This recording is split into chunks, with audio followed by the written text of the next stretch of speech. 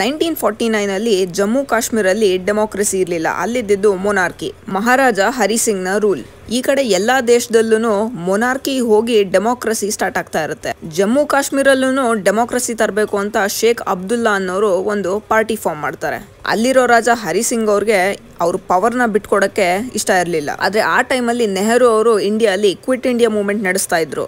ಕಾಶ್ಮೀರಲ್ಲಿ ಶೇಖ್ ಅಬ್ದುಲ್ಲಾ ಅವರು quit Kashmir movement ನ ನಡೆಸ್ತಾ ಇದ್ರು. ಈ ರೀತಿ ಇವರಿಬ್ರು ಬೆಸ್ಟ್ ಫ್ರೆಂಡ್ಸ್ ಆಗ್ಬಿಡ್ತಾರೆ. ಯಾಕಂದ್ರೆ ನೆಹರು ಅವ್ರಿಗೆ ಕಾನ್ಫಿಡೆನ್ಸ್ ಇರುತ್ತೆ, ಎಲ್ಲಾ ಮುಗ್ದಾದ್ಮೇಲೆ ಶೇಖ್ ಅಬ್ದುಲ್ಲಾ ಅವರು ಯಾವ ತೊಂದರೆ ಇಲ್ಲದೆ ಹಂಗೆ ಜಮ್ಮು ಕಾಶ್ಮೀರ್ನ ಇಂಡಿಯಾದ ಪಾರ್ಟ್ ಮಾಡಕ್ಕೆ ಒಪ್ಕೊಂತಾರೆ ಅಂತ. ಆದ್ರೆ ಜಮ್ಮು ಕಾಶ್ಮೀರದ ರಾಜ ಹರಿಸಿಂಗ್ ಅವ್ರಿಗೆ ಈ ಕಡೆ ಇಂಡಿಯಾನು ಇಷ್ಟ ಇರಲಿಲ್ಲ, ಈ ಕಡೆ ಪಾಕಿಸ್ತಾನ ಇಷ್ಟ ಇರಲಿಲ್ಲ. ಯಾಕಂದ್ರೆ ಇಂಡಿಯಾ ಇಂದ ನೆಹರು ಅವ್ರಿಗೆ ಡೆಮೋಕ್ರಸಿ ಬೇಕಾಗಿತ್ತು. ಕಾಶ್ಮೀರಲ್ಲಿ ಕೂತಿರೋ ರಾಜ ಹರಿಸಿಂಗ್ ಅವ್ರಿಗೆ ಅದು ಭಯ ಇರುತ್ತೆ, ಪಾಕಿಸ್ತಾನ ಅವ್ರು ಬಂದ್ರೆ ಮುಸ್ಲಿಂ ರಾಜನ್ ತಗೊಂಡ್ಬಂದು ನನ್ನ ಎಲ್ಲಿ ಕಿತ್ ಬಿಸಾಕ್ಬಿಡ್ತಾರೋ ಅಂತ. ಅದಕ್ಕೆ ಅವರು ನನಗೆ ಇಂಡಿಯಾನು ಬೇಡ ಪಾಕಿಸ್ತಾನು ಬೇಡ, ನಾನು ಇಂಡಿಪೆಂಡೆಂಟ್ ಆಗಿ ಉಳ್ಕೊಂತೀನಿ ಅಂತ ಹೇಳ್ತಾರೆ. ಬಟ್ ಆದ್ರೆ ಅವರು ಬರೀ ಸ್ಟ್ಯಾಂಡ್ ಸ್ಟಿಲ್ ಅಗ್ರಿಮೆಂಟ್ ಆಫರ್ ನ ಇಂಡಿಯಾ ಮತ್ತೆ ಪಾಕಿಸ್ತಾನ ಇಬ್ರಿಗೂ ಕೊಡ್ತಾರೆ. ಮುಂದೆ ಹೋಗಿ ಪಾಕಿಸ್ತಾನ ಅಗ್ರಿಮೆಂಟ್ ನ ಸೈನ್ ಮಾಡುತ್ತೆ, ಇಂಡಿಯಾ ಮಾಡಕ್ ಹೋಗಲ್ಲ. ಆದ್ರೆ ನಮ್ಗೆಲ್ಲ ಗೊತ್ತು ಪಾಕಿಸ್ತಾನ ಅವ್ರ ಬುದ್ಧಿ ಎಂತದು ಅಂತ. ಸ್ಟಾರ್ಟಿಂಗ್ ಅಲ್ಲೆಲ್ಲ ಚೆನ್ನಾಗೇ ಇರುತ್ತೆ, ಟ್ರೇಡ್ ಮಾಡ್ತಿರ್ತಾರೆ, ಜಮ್ಮು ಕಾಶ್ಮೀರ್ಗೆ ಫುಡ್ ಸಪ್ಲೈ ಮಾಡ್ತಿರ್ತಾರೆ. ಅದೇ ರಾತ್ರಿ ಕಾಶ್ಮೀರ್ ಮೇಲೆ ಅಟ್ಯಾಕು ಮಾಡ್ಬಿಡ್ತಾರೆ. ಇದರಿಂದ ಭಯ ಪಟ್ಕೊಂಡು ರಾಜ ಹರಿಸಿಂಗು ಇಂಡಿಯಾ ಹತ್ರ ಬರ್ತಾರೆ ಹೆಲ್ಪ್ ಕೇಳ್ಕೊಂಡು. ಫೈನಲ್ ಆಗಿ ಅಕ್ಟೋಬರ್ 26, 1947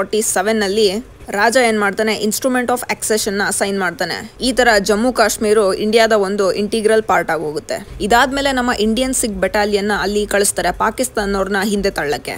ಕೆಲವ್ರು ಹೇಳೋ ಪ್ರಕಾರ ನೆಹರು ಮಾಡಿದ ಮಿಸ್ಟೇಕು ಎಲ್ಲಾ ಕಂಟ್ರೋಲು ಕೈಯಲ್ಲೇ ಇತ್ತು, ಸ್ವಲ್ಪ ಧೈರ್ಯ ಮಾಡಿ ಫುಲ್ ಅವ್ರನ್ನ ಹಿಂದೆ ತಳ್ಬಿಡ್ಬೋದಾಗಿತ್ತು. ಆದ್ರೆ ಅವರು ಇಂಡಿಯನ್ ಕ್ಯಾಬಿನೆಟ್ ಮೀಟಿಂಗ್ ಮಾಡಿ ಈ ಇಶ್ಯೂನ UN ಹತ್ರ ತಗೊಂಡೋಗೋಣ ಅಂತ ಡಿಸೈಡ್ ಮಾಡ್ಬಿಡ್ತಾರೆ. ಆ ಟೈಮಲ್ಲಿ UN ಸ್ವಲ್ಪ ಪಾಕಿಸ್ತಾನ್ ಫೇವರ್ ಅಲ್ಲಿ ಇರುತ್ತೆ. ಅದಕ್ಕೆ ಅವ್ರು ಏನ್ ಮಾಡ್ತಾರೆ, ಯಾವ್ಯಾವ್ದು ಎಲ್ಲೆಲ್ಲಿದೆ ಅಲ್ಲಲ್ಲೇ ನಿಲ್ಸಿ ಅಂತ ಒಂದು ಆರ್ಡರ್ ಪಾಸ್ ಮಾಡ್ಬಿಡ್ತಾರೆ. ಸೊ ವಾರ್ ಅಲ್ಲಿಗೆ ಸ್ಟಾಪ್ ಆದಾಗ ಒಳಗಡೆ ಏನ್ ನುಗ್ಗ್ ಬಂದಿರೋ ಪಾಕಿಸ್ತಾನವರು ಅದನ್ನ ಇವತ್ತು ಪಾಕಿಸ್ತಾನ್ ಆಕ್ಯುಪೈಡ್ ಕಾಶ್ಮೀರ್ ಅಂತ ಕರಿತೀವಿ. ಇವತ್ಗೂ ಅದೇ ಲೈನ್ ನ LOC ಮಾಡ್ಬಿಟ್ಟಿದ್ದಾರೆ, ಲೈನ್ ಆಫ್ ಕಂಟ್ರೋಲ್. ಆದ್ರೆ ನೆಹರು ಸಪೋರ್ಟ್ ಅಲ್ಲಿ ಜನ ಏನ್ ಹೇಳ್ತಾರೆ ಅಂದ್ರೆ, ನಾವು ಮಿಲಿಟರಿ ಫೋರ್ಸ್ ಇಂದ ಪಾಕಿಸ್ತಾನವ್ರನ್ನ ಈಚೆ ತಳ್ಳಿದ್ರು ಅದು ಒಂದು ಟೆಂಪರರಿ ಸೊಲ್ಯೂಷನ್ ಆಗಿರೋದು.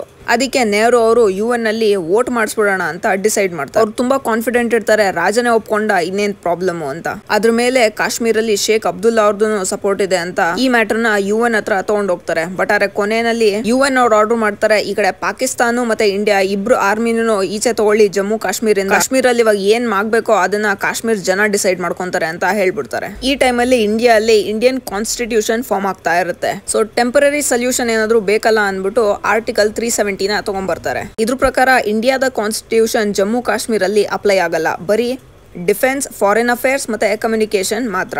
ಇದ್ರ ಜೊತೆಗೆ ಇನ್ನೊಂದು ಆರ್ಟಿಕಲ್ ಇತ್ತು, ಆರ್ಟಿಕಲ್ 1. ಅದ್ರ ಪ್ರಕಾರ ಇದೇನ್ ಹೇಳುತ್ತೆ ಅಂದ್ರೆ, ಜಮ್ಮು ಕಾಶ್ಮೀರ್ ಒಂದು ಇಂಡಿಯಾದ ಒಂದು ಇಂಟಿಗ್ರಲ್ ಪಾರ್ಟ್ ಅಂತ ಹೇಳುತ್ತೆ. ಇದ್ರ ಬಗ್ಗೆ ಯಾರಿಗೂ ಏನೂ ತೊಂದರೆ ಇಲ್ಲ.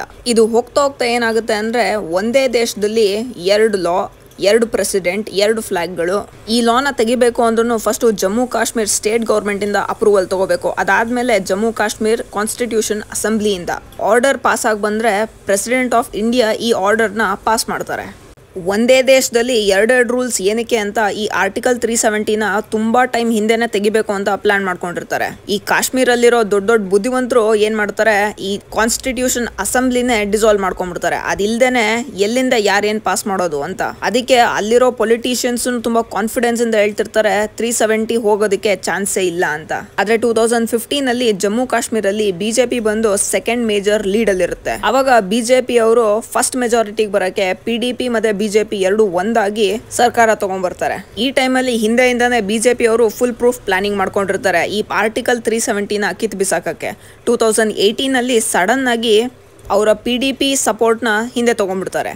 ಸೊ ಟೆಕ್ನಿಕಲಿ ಈ ಟೈಮಲ್ಲಿ ಜಮ್ಮು ಕಾಶ್ಮೀರಲ್ಲಿ ಯಾವುದೇ ಗವರ್ಮೆಂಟ್ ಇರಲಿಲ್ಲ. ಈ ತರ ಸಿಚುವೇಶನ್ ಅಲ್ಲಿ ಜಮ್ಮು ಕಾಶ್ಮೀರ ಕಾನ್ಸ್ಟಿಟ್ಯೂಷನ್ ಪ್ರಕಾರ ಸ್ಟೇಟ್ ನ ಗವರ್ನರ್ ನೋಡ್ಕೊಂತಾರೆ. ಅವಾಗ ಸೆಂಟ್ರಲ್ ಗವರ್ಮೆಂಟ್ ಇಂದ ಸತ್ಯಪಾಲ್ ಯಾದವ್ ಅನ್ನೋರ್ನ ಕಳಿಸ್ತಾರೆ ಗವರ್ನರ್ ಆಗಿ ಜಮ್ಮು ಕಾಶ್ಮೀರ್ಗೆ. ಸೊ ಮುಂದೆ 6 ತಿಂಗಳಲ್ಲಿ ಯಾವುದೇ ಗವರ್ಮೆಂಟ್ ಫಾರ್ಮ್ ಆಗ್ಲಿಲ್ಲ ಅಂದ್ರೂ ಪ್ರೆಸಿಡೆನ್ಷಿಯಲ್ ಲಾ ಬಂದ್ಬಿಡುತ್ತೆ. ಫುಲ್ ಪವರ್ ಕೈಗೆ ಬರ್ಲಿ ಅಂತ 6 ತಿಂಗಳು ಸುಮ್ನೆ ಕೂತ್ಕೊಂಡಿರ್ತಾರೆ. ಅದಾದ್ಮೇಲೆ ಸತ್ಯಪಾಲ್ ಯಾದವ್ ಅವರು ಗವರ್ನರ್ ಇಂದ ಪ್ರೆಸಿಡೆಂಟ್ ಆಗ್ಬಿಡ್ತಾರೆ. ಅವರಿಗೆ ಬಂದಿದ ತಕ್ಷಣ ಒಂದು ನೋಟಿಫಿಕೇಶನ್ ನ ಸೆಂಡ್ ಮಾಡ್ತಾರೆ. ಜಮ್ಮು ಕಾಶ್ಮೀರ್ನ ವಿಧಾನಸಭಾ ಡಿಸಾಲ್ವ್ ಆಗಿದೆ. ಸೊ ಇದ್ರ ಜಾಗದಲ್ಲಿ ಇಂಡಿಯಾದ ಪಾರ್ಲಿಮೆಂಟ್ ಇದ್ರ ಕೆಲಸ ಮಾಡುತ್ತೆ ಅಂತ ಹೇಳ್ತಾರೆ.